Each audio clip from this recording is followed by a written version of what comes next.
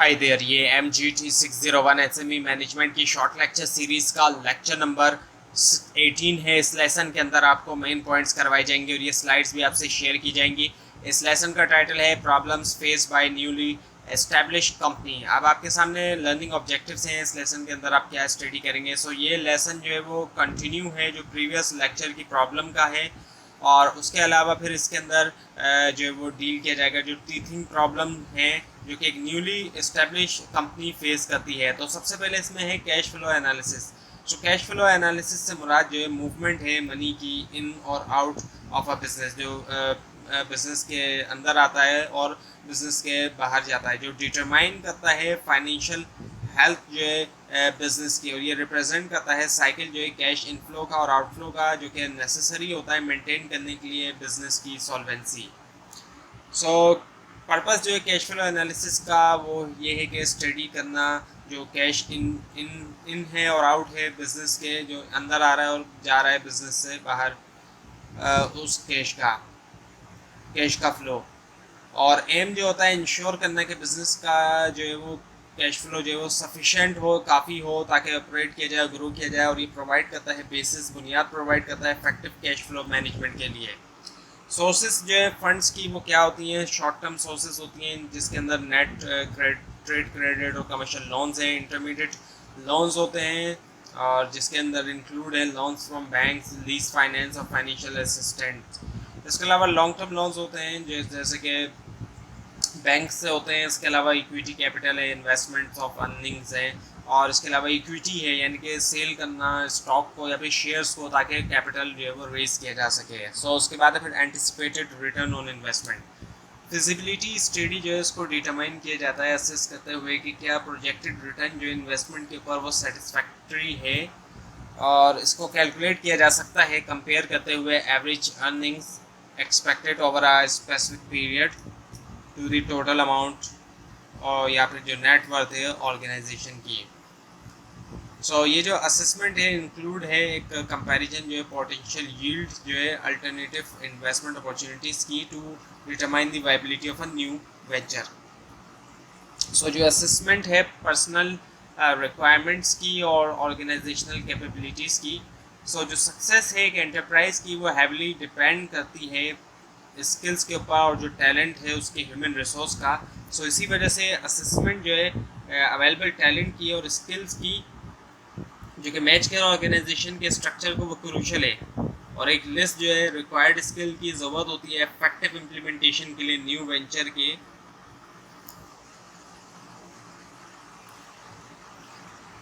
So assessment of personal requirements and organisational capabilities.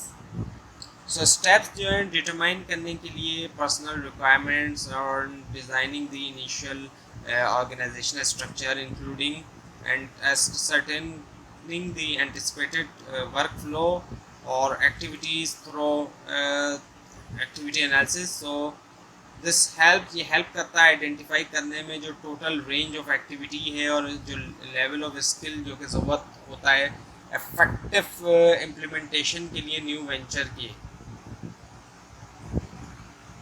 सो जो steps हैं वो आपके सामने हैं। जो पहला स्टेप है उसमें क्या है कि आइडेंटिफाई करना जो एंटिसिपेटेड वर्कफ्लो है और जो बहुत सी जो वेरियस एक्टिविटीज़ हैं जो कि जाने जाते हैं एक्टिविटी एनालिसिस के तौर पर भी।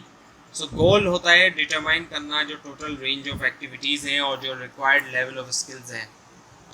उसके बाद है फिर ग्रुप करना एक्टिविटीज़ को सेट ऑफ टास्क के अंदर जो कि इंडिविजुअल हैंडल कर सकता है इफेक्टिवली। इस स्टेप में क्या होता है कि डिवाइड किया जाता है जो टोटल रेंज ऑफ एक्टिविटीज़ है जिसको आइडेंटिफाई किया गया स्टेप ए में स्मॉलर मोर मैनेजेबल टास्क के अंदर जो कि इंडिविजुअल जो है वो हैंडल कर सकता है इफेक्टिवली।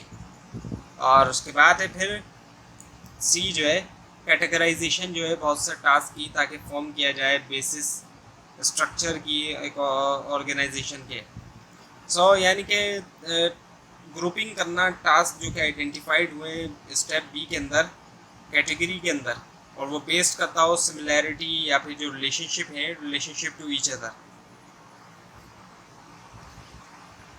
और उसके बाद है फिर जो डिटर्मिनेशन है इंटर रिलेशनशिप की बिटवीन डिफरेंट पोजीशंस और डिज़ाइनिंग ऑफ ऑर्गेनाइजेशनल हायरार्की। सो इस स्टेप के अंदर जो इंटर रिलेशनशिप है डिफरेंट पोजीशन जो है ऑर्गेनाइजेशन के अंदर उनके दरमियान जो है वो डिटरमाइंड होता है और एक ऑर्गेनाइजेशनल हायरार्की डिज़ाइन होती है।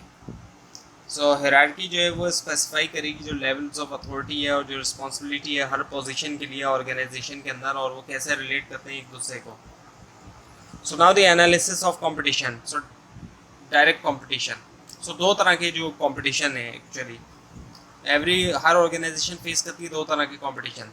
सो डायरेक्ट कंपटीशन, इससे मुराद कंपटीशन होता है जो कि आता है सिमिलर प्रोडक्ट या सर्विस जो कि दूसरी कंपनीज जो है वो जो सेम मार्केट के अंदर है वो ऑपरेट जो कर रही हैं उनकी तरफ से। और इनडायरेक्ट कंपटीशन होता है, इससे मुराद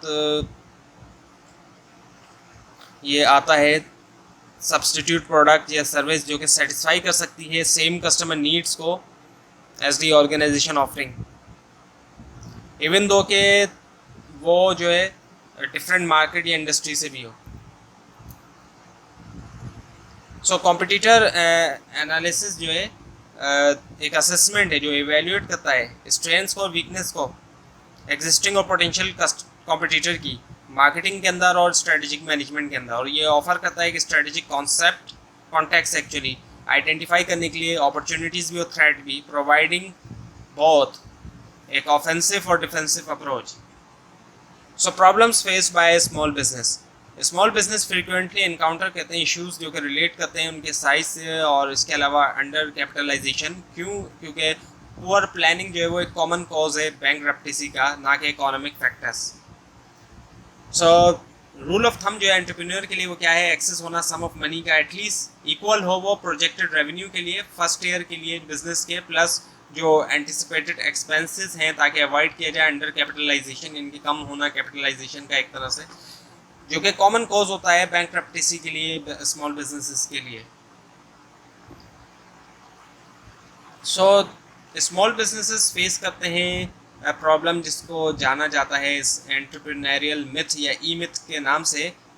वो अज्यूम ये करते हैं कि एक एक्सपर्ट जो होता है टेक्निकल फील्ड का वो एक्सपर्ट होगा बिजनेस रन करने के अंदर भी, यानी कि टेक्निकल फील्ड का या एक्सपर्ट को बिजनेस रन करने का एक्सपर्ट भी समझ लिया जाता है,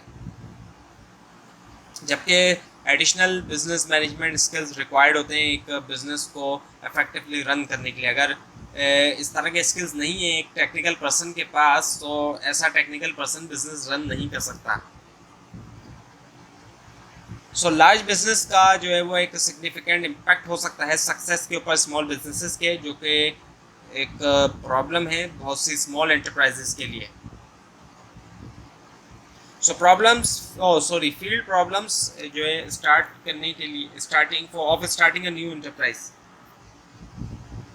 सो जो प्रोसेस है आइडेंटिफाई करने का एक वेंचर एनालाइज करने के बाद 5 major aspects is not the end of all problem, वो एंड नहीं है तमाम प्रॉब्लम्स का, जब बल्कि जो रियल प्रॉब्लम्स हैं वो समराइज हुई हैं दो कैटेगरीज के अंदर, एक प्री ऑपरेटर प्रॉब्लम्स और problems during the construction phase. तो अब जो पहली है प्री ऑपरेटर प्रॉब्लम्स, इसके अंदर इंक्लूड है सिलेक्शन जो है एक प्रोप्राइट फॉर्म ऑफ बिजनेस ऑर्गेनाइजेशन की, और इसी के साथ साथ एक्विजिशन जो है बेसिक फैसिलिटीज़ की, जैसे कि सोर्सेज जो है रॉ मटेरियल्स की, पावर, ट्रांसपोर्ट वगैरह।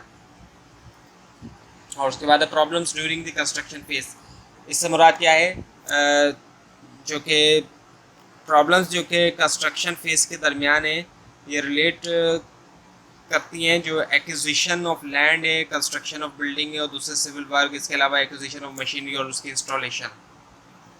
उसके बाद फिर और इसके अलावा आइडेंटिफाइंग करना पोटेंशियल सप्लायर जो है रॉ मटेरियल के लिए, फाइंड करना सोर्सेज जो है लेबर की और मैनेजमेंट इनपुट के लिए, लेबर के लिए और मैनेजमेंट इनपुट।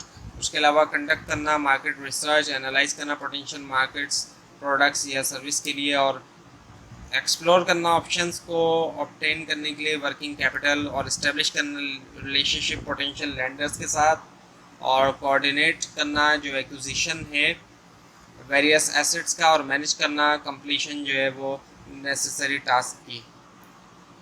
तो ये थी आज की वीडियो। आपको अगर इस बारे में कोई क्वेश्चन है नीचे कमेंट कीजिए, इसके अंदर मिस्टेक्स दिखाई दे वो भी जरूर हाईलाइट कीजिए। फाइल्स आप नीचे डिस्क्रिप्शन बॉक्स में दिए गए लिंक से हासिल कर सकते हैं, लेकिन अगर आपको लिंक ना दिखाई दे उसके लिए आप नीचे कमेंट कीजिए।